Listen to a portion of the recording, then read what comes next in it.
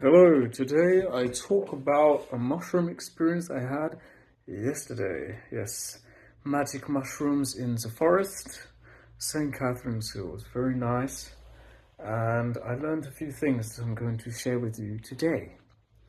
So 2 years ago I did mushrooms, and I've done mushrooms a lot, but this particular experience I had, I think, 2 grams of yaks, and I started to freak out because I had these thoughts like, you're 21, you need a job right now, and you don't have a job, and you need to help your mom. And I got really scared and overwhelmed, and I started crying, and I was by myself, so I didn't have the comfort of being around anybody. I was just taking it very badly. And this experience yesterday, I had the same thoughts because I still don't have a job. I was too overwhelmed at the time, too much was going on, and 2 years have passed and I still don't have a job. It's my fault, of course. But I take these mushrooms yesterday, and I had the same thoughts. You need to help your mum, you need to have a job. And with the practice of body awareness, I was starting to be aware of my body, feeling the body.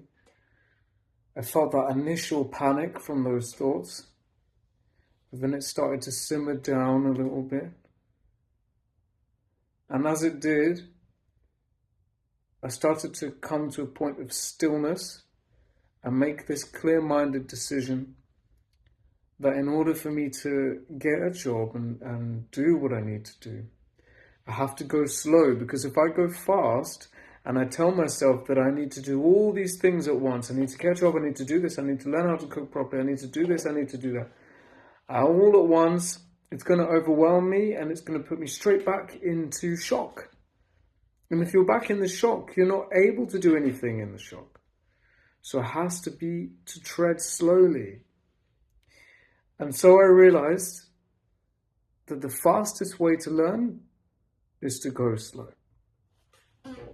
So this for me is a big revelation when it comes to that whole the lost boy. There is this part of me that I call the lost boy. I don't refer to it much because I don't really speak in terms of IFS, internal family systems, anymore, or shadow and mask, but every now and again I come back to it. And that's the part that I identified a few years ago, I think 2 years ago, the lost boy. And the lost boy was the boy who, when he was 7 and he was needing to go to school, he would be rushed to school, and there was a terrifying consequence.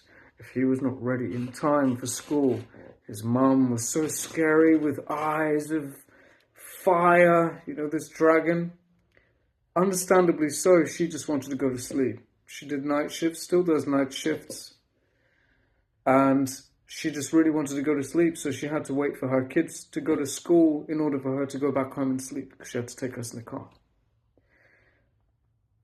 Obviously, I didn't recognize that as a kid, though. So all I saw was a terrifying mum, and that if I wasn't ready in time and do everything at once, terrifying consequences for me, for the lost boy.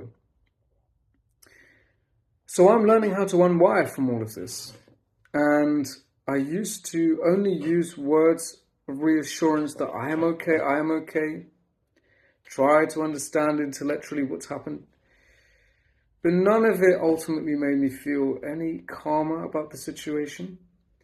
Anytime I would have echoes of my mum rushing me to school through another person who maybe puts a little bit of pressure on me, or says, you need to do this, or you have to do this, you're obligated to do that, there is a deadline here.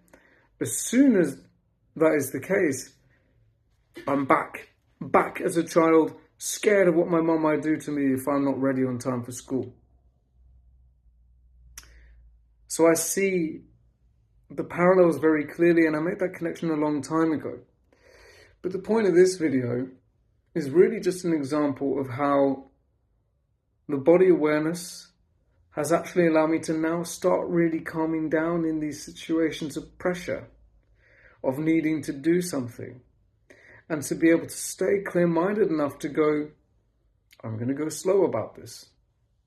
Because there's something else I realize as well. I don't think intelligence is about knowing something. Intelligence is the ability to learn. And so everyone's intelligent.